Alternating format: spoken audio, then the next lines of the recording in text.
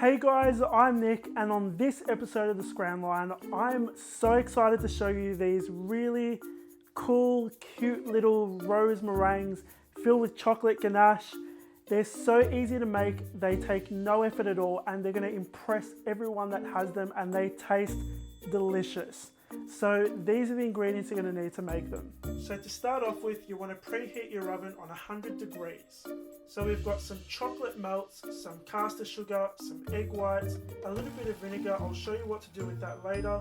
We've got some cream, some food colouring gel, and a toothpick. So the first thing we're going to do is we're going to make our ganache.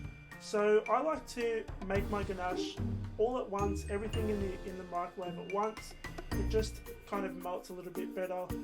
There's different ways of doing this, but this is the way I do it. So I'm popping it in there for 20 seconds at a time, taking it out, mixing it, and repeating that process until it's nice and smooth. So make sure that you've got no chunks of chocolate and that everything is melted properly. So moving on to our meringue, I am going to grab a little bit of that vinegar that I showed you earlier and just wipe the inside of my bowl with it. So this ensures that there's no fat on the inside of your bowl, which kind of prevents your egg whites from whipping up properly. So we're popping our egg whites in the bowl, getting it a little bit frothy, and we want to add our caster sugar about 1 tablespoon at a time. So if you add it all in at once, you're going to deflate all of your frothy egg whites. So 1 tablespoon at a time. Once you're done, let it mix on high for about 5 minutes. So after about 5 minutes, you want to check and see that it's done.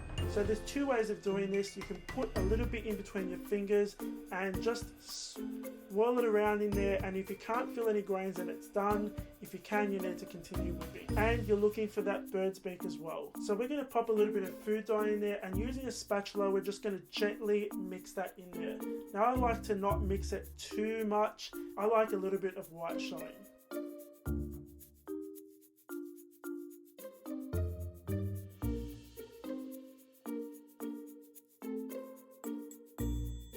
Okay, here's the fun part. So I've got a plastic piping bag. I'm using a 1M nozzle. You can pretty much use any kind of nozzle you like, but to get that rose look, the 1M nozzle is best. So I'm going to turn my piping bag inside out, and using that toothpick, I'm going to get a little bit of that pink food dye, the gel, and we're going to make 4 lines on the inside of our piping bag. Now that's going to give us a bit of a stronger pink colour as we're piping our beautiful meringue roses.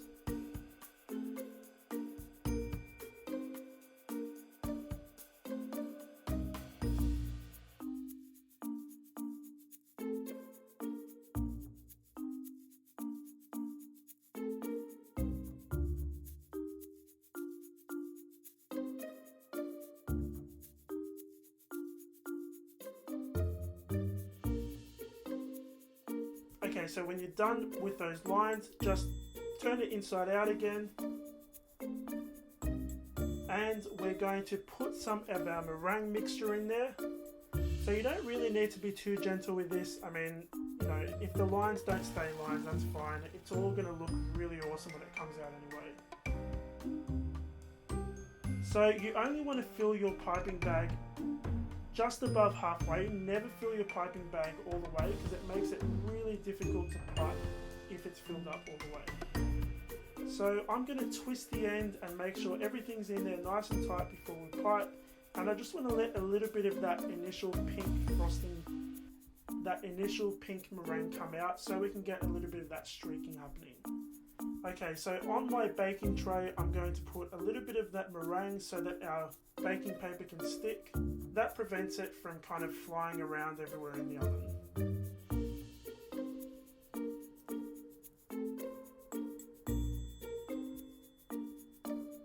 Okay, so to pipe your beautiful rose meringues, you're going to start in the center. Now you want to make sure that you're squeezing nice and evenly, starting in the center and just going around. It's as simple as that. Now when you're finished, you stop squeezing and take the nozzle away. So again, we're just going to be starting in the center, going around that, and you can see that beautiful streaking happening from that food dye that we put on the inside of our bag.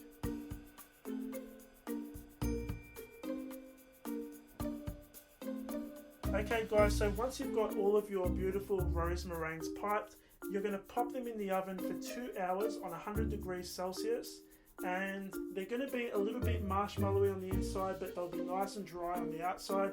If you want them to dry all the way through, you're going to need to leave them in there a little bit longer.